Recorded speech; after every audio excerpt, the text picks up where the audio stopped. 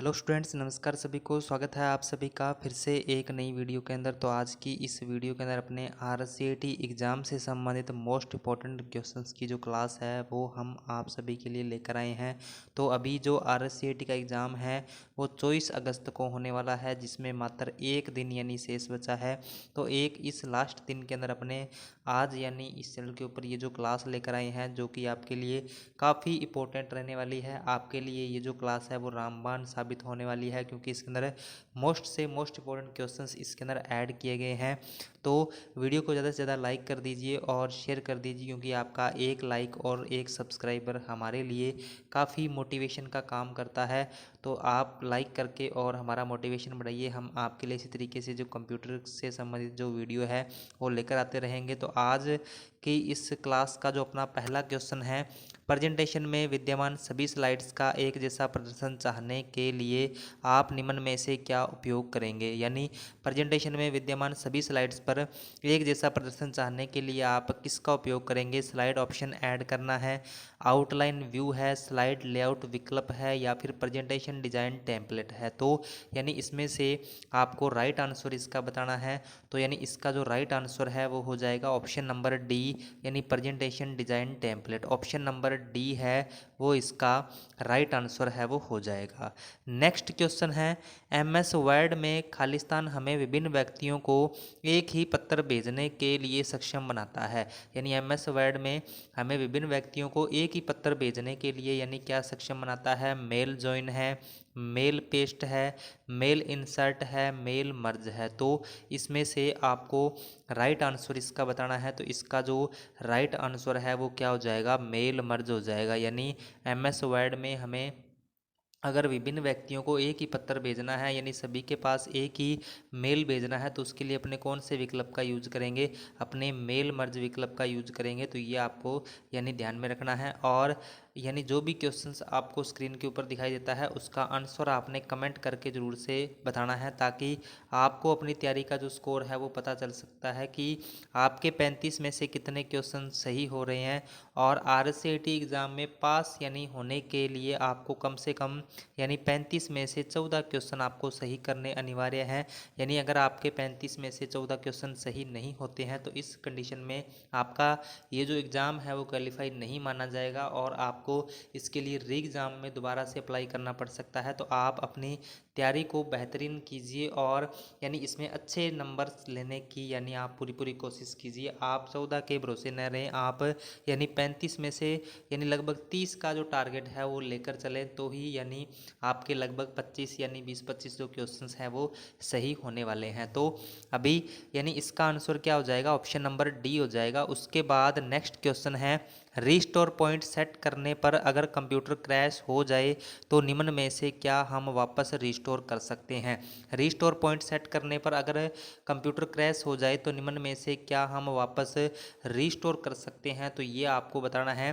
तो यानी किससे रिस्टोर कर सकते हैं, विंडो रजिस्ट्री रिस्टोर करना है, या फिर सिस्टम फाइल इंस्टॉल्ड एप्लीकेशन को रिस्टोर करना है, या फिर विंडो रजिस्ट्री रिस्टोर करना या सिस्टम फाइल इंस्टॉल्ड एप्लीकेशन को रिस्टोर करना, दोनों विकल्प सही है या फिर उपरोक्त सभी गलत है। तो इसमें से आपको राइट आंसर इसका बताना है। तो इसका जो राइट आंसर है वो हो जाएगा ऑप्शन नंबर सी, यानी विंडो रजिस्ट्री रिस्टोर करना, सिस्टम फाइल इंस्टॉल्ड एप्लीकेशन को रिस्टोर करना, दोनों विकल्प सही है। तो ऑप्शन नंबर सी है वो इसका राइट आंसर हो जाएगा।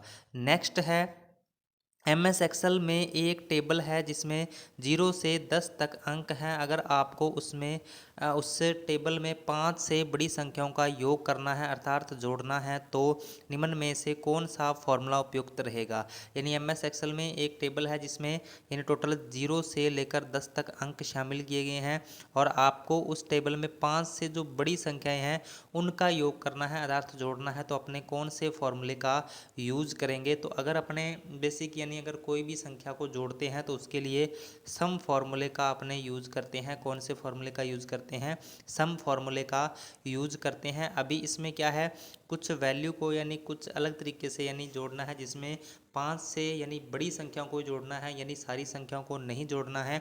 तो इस सिचुएशन में अपने क्या करेंगे, सम इफ फॉर्मूले का यूज करेंगे। तो सम इफ फॉर्मूले में आपको यानी कौन सा फॉर्मूला इसमें से लगाना है, तो यानी ऑप्शन नंबर सी में जो फॉर्मूला दिया हुआ है ये आपका सही रहने वाला है। यानी बराबर सम इफ ये bracket start A2 semicolon A8 और कोमा उसके बाद ग्रेटर देन 5, यानी इसमें से यानी जो इसका राइट आंसर है वो हो जाएगा ऑप्शन नंबर सी। यानी ये फॉर्मूला अपने अप्लाई करेंगे 5 से बड़ी संख्याओं को जोड़ने के लिए। उसके बाद नेक्स्ट क्वेश्चन है, MS पावरपॉइंट 2010 की फाइल बंद करने के लिए किस तरीके का इस्तेमाल किया जाता है। MS पावरपॉइंट 2010 की फाइल बंद करने के लिए किस तरीके का इस्तेमाल किया जाता है। तो फाइल टैब पर क्लिक करें और फिर क्लोज विकल्प का यानी क्लोज विकल्प पर क्लिक करें, या फिर आप विंडो के ऊपरी दाएं भाग पर दिखाई देने वाले क्लोज बटन पर क्लिक कर सकते हैं। सी नंबर ऑप्शन कीबोर्ड की शॉर्टकट Ctrl+W का प्रयोग कर सकते हैं, या फिर उपरोक्त सभी। तो MS पावरपॉइंट 2010 की फाइल बंद करने के लिए किस तरीके का इस्तेमाल किया जा सकता है, तो इसका आंसर क्या रहने वाला है, ऑप्शन नंबर डी रहने वाला है। ऑप्शन नंबर डी है वो इसका राइट आंसर हो जाएगा। यानी आप फाइल टैब पर क्लिक करके और फिर क्लोज विकल्प पर क्लिक कर सकते हैं, या फिर आप विंडो के ऊपरी दाएं भाग पर दिखाई देने वाले क्लोज बटन पर क्लिक कर सकते हैं, या फिर कीबोर्ड की शॉर्टकट Ctrl+W का प्रयोग कर सकते हैं। तो ऑप्शन नंबर डी है वो इसका राइट आंसर हो जाएगा। नेक्स्ट है, सोशल नेटवर्किंग साइट के उदाहरण हैं। सोशल नेटवर्किंग साइट के उदाहरण कौन कौन से हैं, फेसबुक है, ट्विटर है, इंस्टाग्राम है, या फिर उपरोक्त सभी है। तो सोशल नेटवर्किंग साइट्स के उदाहरण कौन कौन से हैं, तो ये सभी के सभी सोशल नेटवर्किंग साइट्स के उदाहरण हैं। यानी ऑप्शन नंबर डी है वो इसका राइट आंसर हो जाएगा। फेसबुक हो गया, ट्विटर हो गया, इंस्टाग्राम हो गया, तो ये सारे के सारे सोशल नेटवर्किंग साइट्स के उदाहरण होते हैं। उसके बाद है, किस डेटा ट्रांसफ़र माध्यम की डेटा हस्तांतरण की दर सबसे अधिक है। यानी किस डेटा ट्रांसफ़र माध्यम की डेटा हस्तांतरण जो दर है वो सबसे अधिक होती है, यानी कौन सी केबल की जो डेटा ट्रांसफ़र यानी डेटा ट्रांसफ़र करने की जो दर है वो सबसे अधिक होती है। तो ट्विस्टेड तार है, सहअक्षीय केबल है, ऑप्टिकल फाइबर है, या उपरोक्त में से कोई नहीं है। तो इसमें से आपको इसका राइट आंसर बताना है। तो इसका राइट आंसर क्या हो जाएगा, ऑप्टिकल फाइबर। यानी ऑप्टिकल फाइबर जो होती है, यानी इस केबल की जो डेटा ट्रांसफ़र करने की जो दर है वो सबसे अधिक होती है। तो ये इसका राइट आंसर आपका हो जाएगा option number C, optical fibre. और क्लास में आगे बढ़ने से पहले यानी क्लास को एक बार शेयर कर दीजिए और क्लास को लाइक कर दीजिए। यानी लाइक और सब्सक्राइब करने से हमें मोटिवेशन मिलता है। और चैनल को सब्सक्राइब करके और 2K का जो टारगेट है वो आज यानी अपने कंप्लीट कर दीजिए। 24 अगस्त से पहले पहले जो 2K का जो टारगेट है वो जल्दी से जल्दी पूरा कर दीजिए, क्योंकि अपने 2K यानी कंप्लीट होने में थोड़ा ही बस टाइम यानी थोड़ा ही डिले है। तो यानी जल्दी से जल्दी 2K का जो टारगेट है वो जल्दी से पूरा करवा दीजिए। तो उसके बाद अपने नेक्स्ट क्वेश्चन की ओर बढ़ते हैं। वायरलेस नेटवर्क में डेटा ट्रांसमिट करने के लिए खालिस्तान प्रयोग किया जाता है। वायरलेस नेटवर्क में डेटा ट्रांसमिट करने के लिए किसका प्रयोग किया जाता है, माइक्रोवेव का, इंफ्रारेड का, रेडियो चैनल का, या फिर उपरोक्त सभी का। तो वायरलेस नेटवर्क में डेटा ट्रांसमिट करने के लिए किसका प्रयोग किया जाता है, तो इसका जो राइट आंसर है वो हो जाएगा ऑप्शन नंबर डी, यानी उपरोक्त सभी। यानी इन सभी का प्रयोग किया जाता है। ऑप्शन नंबर डी है वो इसका राइट आंसर हो जाएगा। नेक्स्ट है, MS एक्सेल 2010 में उपयोगकर्ता द्वारा कौन से डेटा प्रकार दर्ज या बदला नहीं जा सकता है, सबसे उपयुक्त विकल्प चुनें। MS एक्सेल 2010 में उपयोगकर्ता द्वारा कौन से डेटा प्रकार दर्ज या बदला नहीं जा सकता है, सबसे उपयुक्त विकल्प को यानी चुनना है। तो ऑटो टेक्स्ट है, डेट एंड टाइम है, ऑटो नंबर है, या फिर उपरोक्त सभी है। तो इसमें से आपको राइट आंसर इसका बताना है। तो इसका जो राइट आंसर है वो हो जाएगा option number C, auto number. यानी ऑटो नंबर जो है वो यानी डेटा का प्रकार यानी जो है वो दर्ज या बदला नहीं जा सकता है। तो यानी ऑप्शन नंबर सी है वो इसका राइट आंसर हो जाएगा, ऑप्शन नंबर सी। नेक्स्ट है, पावर पॉइंट के प्रस्तुतिकरण में प्रतिरूप डुप्लीकेट स्लाइड को जोड़ने के लिए कौन सी चीज़ को मिलाकर प्रयोग करते हैं। यानी पावर पॉइंट में के प्रस्तुतिकरण के में प्रतिरूप यानी डुप्लीकेट स्लाइड को जोड़ने के लिए अपने कौन सी चीज़ को मिलाकर प्रयोग करते हैं। तो डुप्लीकेट स्लाइड बनाने के लिए अपने क्या करते हैं, Ctrl+X का यूज़ करते हैं, Ctrl+N का यूज़ करते हैं, Ctrl+M का यूज़ करते हैं या फिर Ctrl+Z का यूज़ करते हैं। तो इसमें से जो इसका राइट आंसर आपका रहने वाला है Ctrl+M। यहाँ पे Ctrl+M दे रखा है, इसकी जगह पे अगर आपको Ctrl+D दिया हो, अगर आपको Ctrl+D दिया हो तो Ctrl+D भी आपका सही रहने वाला है। और अगर आपको Ctrl+D यानी न दिया हो, Ctrl+M दिया हो तो भी आपका सही है। यानी दोनों ही कंडीशन में ये सही रहने वाला है, तो ये आपको ध्यान रखना है। तो अभी इसका राइट आंसर हो जाएगा आपका Ctrl+M। उसके बाद नेक्स्ट है, इंटरनेट पर कंप्यूटर खालिस्तान के माध्यम से विशिष्ट रूप से पहचाना जाता है। यानी इंटरनेट पर जो कंप्यूटर है वो किसके माध्यम से विशिष्ट रूप से पहचाना जाता है। ईमेल पते के रूप में, वेब पते के रूप में, आईपी पते के रूप में या फिर घर के पते के रूप में। तो इसमें से जो इसका राइट आंसर आपका रहने वाला है वो हो जाएगा ऑप्शन नंबर सी, यानी आईपी पता। आईपी पता जो है वो इंटरनेट पर यानी कंप्यूटर के माध्यम से विशिष्ट रूप से इसको पहचाना जाता है। तो ऑप्शन नंबर सी है वो इसका राइट आंसर हो जाएगा, ऑप्शन नंबर सी। नेक्स्ट है, आसानी से पढ़ने के लिए खालिस्तान का उपयोग कर सूचना को हॉरिजॉन्टल रो और वर्टिकल कॉलम में व्यवस्थित किया जाता है।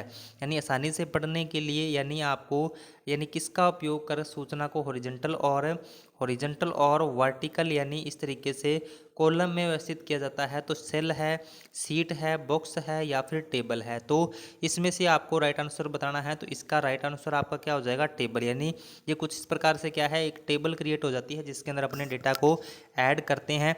तो यहाँ पे इसका जो राइट आंसर रहने वाला है वो हो जाएगा ऑप्शन नंबर डी, यानी टेबल। उसके बाद नेक्स्ट है, एक ऑप्टिकल इनपुट डिवाइस जो पेपर मीडिया पर बने पेंसिल के निशानों को स्कैन करता है और पढ़ता है। मोस्ट इंपॉर्टेंट क्वेश्चन ये है, यानी इसको नोट डाउन कर सकते हो आप। इसमें क्या है, यानी जो ये क्वेश्चन है वो लगभग बार RCET एग्ज़ाम में पूछा जाता है।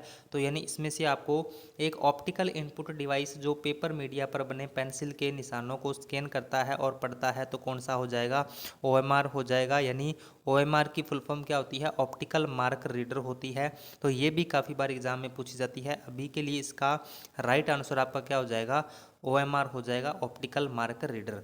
उसके बाद नेक्स्ट क्वेश्चन की ओर बढ़ते हैं। नेक्स्ट क्वेश्चन है, डॉक्यूमेंट में सभी परिवर्तनों की निगरानी करने के लिए MS वर्ड 2010 कौन से फीचर्स का उपयोग करता है। डॉक्यूमेंट में सभी परिवर्तनों की निगरानी करने के लिए MS वर्ड 2010 कौन से फीचर्स का उपयोग करता है।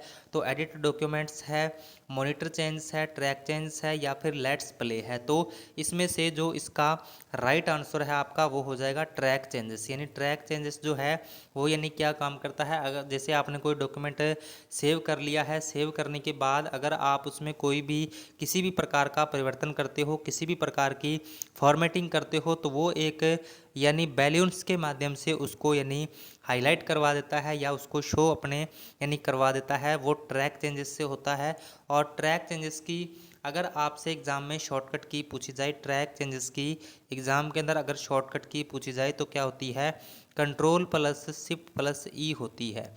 Ctrl+Shift+E होती है। तो ये आपने इसके बारे में ध्यान रखना है। तो यानी ऑप्शन नंबर सी है वो इसका राइट आंसर हो जाएगा। नेक्स्ट है, निम्न में से कौन सी कंप्यूटर सिस्टम की विशेषता नहीं है।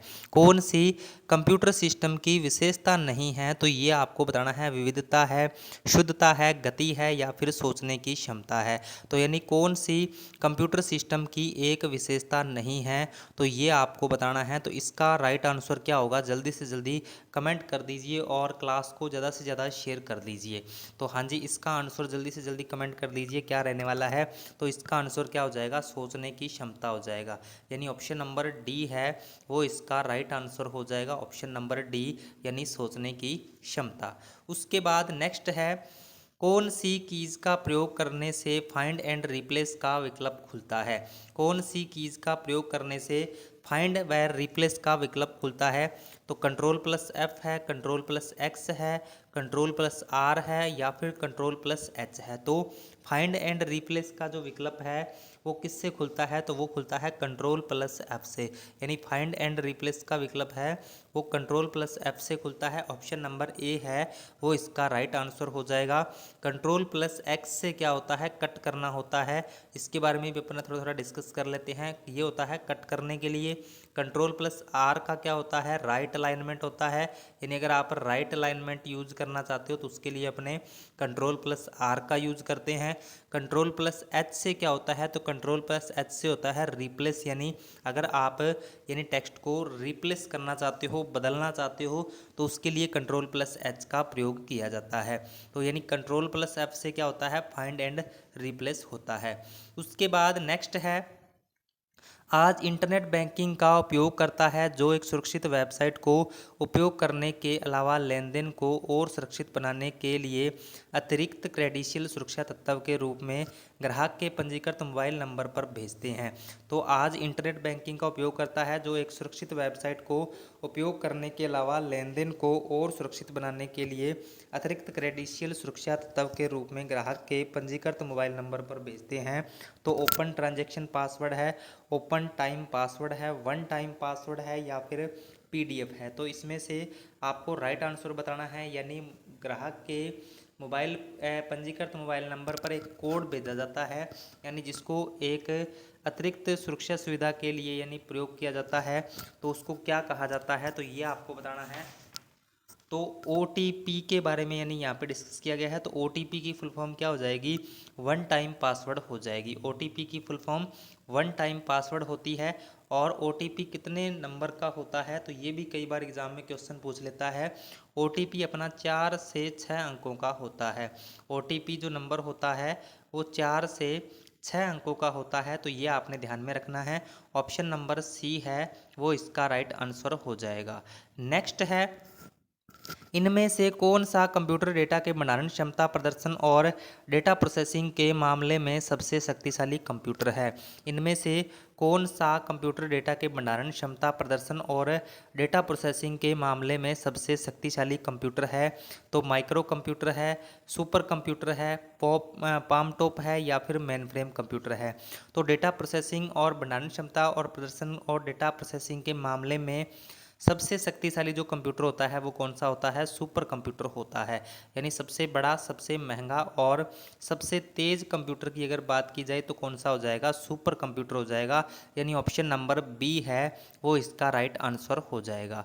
नेक्स्ट क्वेश्चन है, .gov.edu.mil और .net के एक्सटेंशनों को खालिस्तान कहा जाता है। यानी ये जो एक्सटेंशंस दिए गए हैं जो कि किसी वेबसाइट के लास्ट में होते हैं, डोमेन कोड्स इनको बोला जाता है। क्या बोला जाता है, डोमेन कोड्स होते हैं ये। यहाँ इनको DNS कहा जाता है, ईमेल की निशानियाँ हैं, टॉप लेवल डोमेन है या फिर वेब मशीन एड्रेस है। तो यानी इनको क्या कहा जाता है, तो इसका राइट आंसर हो जाएगा option number A, DNS, domain name system. Domain name system इनको कहा जाता है या डोमेन कोड्स इनको बोला जाता है। तो ऑप्शन नंबर ए है वो इसका राइट आंसर हो जाएगा। नेक्स्ट है, विंडोज़ में किसी भी फाइल अथवा फोल्डर को स्थायी रूप से मिटाने हेतु प्रयुक्त किया जाता है। विंडो में किसी भी फाइल अथवा फोल्डर को स्थायी रूप से मिटाने हेतु प्रयुक्त किया जाता है। क्या प्रयुक्त किया जाता है, shift plus delete plus enter प्रयुक्त किया जाता है, control plus shift plus delete प्रयुक्त किया जाता है, shift plus delete plus space bar प्रयुक्त किया जाता है या फिर control plus shift plus D प्रयुक्त किया जाता है। तो विंडो में किसी भी फाइल अथवा फोल्डर को स्थायी रूप से मिटाने हेतु अपने किसका यूज करेंगे, shift plus delete plus enter का प्रयोग करेंगे। यानी ऑप्शन नंबर ए है वो इसका राइट आंसर हो जाएगा, option number A. Next question है, ऐसी कौन सी मेमोरी है जिसका प्रयोग रैम द्वारा अधिक बार प्रयोग में आने वाली सूचना को संग्रहित करने के लिए किया जाता है। ऐसी कौन सी मेमोरी है जिसका प्रयोग रैम द्वारा अधिक बार प्रयोग में आने वाली सूचना को संग्रहित करने के लिए किया जाता है, तो मुख्य मेमोरी है, कैश मेमोरी है, रजिस्टर है या फिर रोम है। तो इसमें से जो इसका राइट आंसर है वो हो जाएगा ऑप्शन नंबर बी, यानी cache memory. Option number B है वो इसका राइट आंसर हो जाएगा। नेक्स्ट है, एक फाइल जिसमें पूर्व निर्धारित सेटिंग्स का प्रयोग सामान्य प्रेजेंटेशन डॉक्यूमेंट के बनाने में किया जाता है खालिस्तान कहलाता है। एक फाइल जिसमें पूर्व निर्धारित सेटिंग्स का प्रयोग सामान्य प्रेजेंटेशन डॉक्यूमेंट के बनाने में किया जाता है तो वह क्या कहलाता है? पैटर्न कहलाता है, मॉडल कहलाता है, टेम्पलेट कहलाता है या फिर ब्लूप्रिंट कहलाता है। तो इसमें जो इसका राइट आंसर है वो हो जाएगा ऑप्शन नंबर सी यानी टेम्पलेट। ऑप्शन नंबर सी है वो इसका राइट आंसर हो जाएगा, ऑप्शन नंबर सी। नेक्स्ट है, किस प्रकार का व्यक्तिगत ईमेल खाता आमतौर पर अपने कंप्यूटर पर ईमेल डाउनलोड करने के लिए किया जाता है? किस प्रकार का व्यक्तिगत ईमेल खाता जो है वो आमतौर पर अपने कंप्यूटर पर ईमेल डाउनलोड करने के लिए किया जाता है?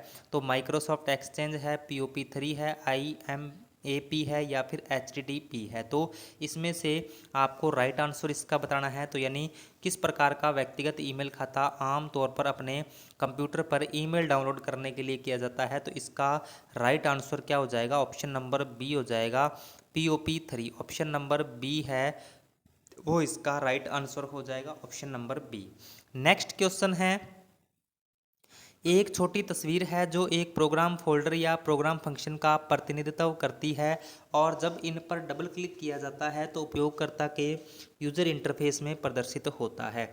यानी एक छोटी तस्वीर जो एक प्रोग्राम फोल्डर या प्रोग्राम फंक्शन का प्रतिनिधित्व करती है और जब इन पर डबल क्लिक किया जाता है तो उपयोगकर्ता के यूजर इंटरफेस में प्रदर्शित होता है। तो कौन सी होती है? टास्क बार होती है, आइकन्स हैं, कमांड है या फिर सिस्टम ट्रे है। तो इसमें से जो इसका राइट आंसर है वो हो जाएगा ऑप्शन नंबर बी यानी आइकन्स। ऑप्शन नंबर बी है वो इसका राइट आंसर हो जाएगा। नेक्स्ट है, राज ई वॉलेट किस तरह का सॉफ्टवेयर है? राज ई वॉलेट जो है वो किस तरह का सॉफ्टवेयर है?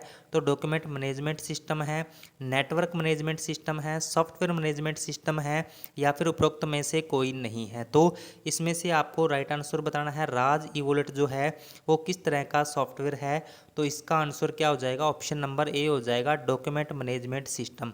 यानी ऑप्शन नंबर ए है वो इसका राइट आंसर हो जाएगा। और क्लास में आगे बढ़ने से पहले सभी से रिक्वेस्ट है कि आज की इस क्लास के अंदर अपने 30+ यानी मोस्ट इंपॉर्टेंट MCQs के बारे में डिस्कस करने वाले हैं और शाम तक इस चैनल के ऊपर और भी जो क्लास है वो आने वाली है। यानी 2 से 3 क्लास आज अपने अपलोड करेंगे क्योंकि कल यानी अपने RCET का जो एग्ज़ाम है वो होने वाला है। तो आपने शाम को आने वाली क्लासेस को भी आपने ज़रूर से ज्वाइन करना है क्योंकि उसमें भी मोस्ट इंपॉर्टेंट क्वेश्चंस जो हैं वो ऐड किए जाएंगे। तो क्लास को लाइक और शेयर कर दीजिए और चैनल को अभी तक सब्सक्राइब नहीं किया है तो चैनल को भी आप ज़रूर से सब्सक्राइब कर लीजिए। और जो भी स्टूडेंट्स जो है यानी जो RCET का एग्ज़ाम देकर आएगा वो आप यानी उसकी जो फ़ोटो है वो इस नंबर पर आप भेज सकते हो। यानी जो नंबर आपको डिस्क्रिप्शन में दिया गया है इस पे आप व्हाट्सअप कर देना। जो भी यानी स्टूडेंट्स यानी जो RCET का एग्ज़ाम जो कल होने वाला है उसका जो यानी PDF है वो आपने यानी उस नंबर पे ज़रूर से शेयर करनी है ताकि अपने आंसर की है वो जल्द से जल्द यानी इस चैनल के ऊपर अपलोड कर सकें। तो यानी ये इतनी सी रिक्वेस्ट है, इसको आपने ज़रूर से यानी समझना है। तो अभी अपने इसका राइट आंसर आपको बताना है। तो राज ई वॉलेट किस तरह का सॉफ्टवेयर है? तो ऑप्शन नंबर ए हो जाएगा, डॉक्यूमेंट मैनेजमेंट सिस्टम। यानी ऑप्शन नंबर ए है वो इसका राइट आंसर हो जाएगा। नेक्स्ट है, विंडो 10 का कौन सा इनबिल्ट ऑप्शन हमें एक स्क्रीन 4 विंडोज़ तक स्थानांतरित करने की अनुमति देता है? विंडो 10 का कौन सा इनबिल्ट ऑप्शन जो हमें एक स्क्रीन 4 विंडो तक स्थानांतरित करने की अनुमति देता है? तो असिस्ट है, स्नैप असिस्ट है, स्क्रीन असिस्ट है या फिर प्रिंट स्क्रीन असिस्ट है। तो इसमें से जो इसका राइट आंसर है वो हो जाएगा option number B, snap assist. यानी ऑप्शन नंबर बी है वो इसका राइट आंसर हो जाएगा। नेक्स्ट है, ड्रोन क्या है? ड्रोन क्या है? तो ड्रोन लगभग सभी जानते हैं, यानी जो विवाह शादियों में यानी मूवी वगैरह बनाने के लिए, फ़ोटो क्लिक करने के लिए यानी इसका प्रयोग किया जाता है। तो ड्रोन क्या होता है? एक मानव रहित हवाई वाहन होता है। यानी इसमें किसी भी प्रकार का यानी मानव इसके अंदर नहीं होता है। यानी मानव रहित एक हवाई वाहन या फिर एक कैमरा आप बोल सकते हो ड्रोन के अंदर होता है। तो ऑप्शन नंबर ए है वो इसका राइट आंसर हो जाएगा। नेक्स्ट है, डोमेन नेम का पता लगाने और उसे इंटरनेट प्रोटोकॉल एड्रेस में अनुवाद करने के लिए निम्न में से कौन उत्तरदायी है? डोमेन नाम का पता लगाने और उसे इंटरनेट प्रोटोकॉल एड्रेस में अनुवाद करने के लिए निम्न में से कौन उत्तरदायी है? तो ये आपको बताना है HTTP है, HTTPS है, DNS है या फिर URL है। तो इसमें से आपको राइट आंसर इसका बताना है। तो इसका राइट आंसर क्या हो जाएगा, ऑप्शन नंबर सी हो जाएगा, DNS। यानी DNS की फुल फॉर्म क्या होती है, डोमेन नेम सिस्टम होती है। तो ये भी आपको ध्यान में रखना है। तो ऑप्शन नंबर सी है वो इसका राइट आंसर हो जाएगा। नेक्स्ट है, दस्तावेज में हाइपरलिंक डालने की शॉर्टकट कुंजी क्या है। दस्तावेज में हाइपरलिंक डालने की शॉर्टकट कुंजी क्या है। तो Ctrl+H है, Ctrl+L है, Ctrl+K है या फिर उपरोक्त में से कोई नहीं है। तो दस्तावेज में हाइपरलिंक डालने की शॉर्टकट कुंजी क्या होती है। तो ऑप्शन नंबर सी है वो इसका राइट आंसर हो जाएगा, Ctrl+K। Ctrl+K जो है वो इसका राइट आंसर हो जाएगा। यानी आप दस्तावेज में हाइपरलिंक को ऐड कर सकते हो। उसके बाद नेक्स्ट है, MS 2010 में फंक्शन विभाजक द्वारा किसी संख्या को विभाजित करने के बाद शेष राशि प्रदर्शित करेगा। यानी MS 2010 में फंक्शन विभाजक द्वारा किसी संख्या को विभाजित करने के बाद शेष राशि प्रदर्शित कैसे करेगा। राउंड है, फैक्ट है, मोड है या फिर DIB है। तो इसमें से जो इसका राइट आंसर है वो हो जाएगा MOD। यानी मोड ब्रैकेट से आप क्या है, यानी एक फंक्शन को विभाजित कर सकते हो। तो ऑप्शन नंबर सी इसका राइट आंसर रहने वाला है। नेक्स्ट है, निम्नलिखित में से किसको व्यक्तिगत सूचना प्रबंधक के रूप में भी जाना जाता है। किसको व्यक्तिगत सूचना प्रबंधक के रूप में भी जाना जाता है। तो माइक्रोसॉफ्ट पेंट है, माइक्रोसॉफ्ट आउटलुक है, माइक्रोसॉफ्ट ओवरलुक है या फिर माइक्रोसॉफ्ट एक्सेस है। तो इसका जो राइट आंसर आपका रहने वाला है वो हो जाएगा option number B, Microsoft Outlook. यानी इसको क्या है, एक व्यक्तिगत सूचना प्रबंधक के रूप में भी जाना जाता है। तो ऑप्शन नंबर बी है वो इसका राइट आंसर हो जाएगा। नेक्स्ट है, निम्नलिखित में से कौन से लाभ PMJDY से जुड़े हैं। कौन से लाभ जो है वो PMJDY से जुड़े हैं।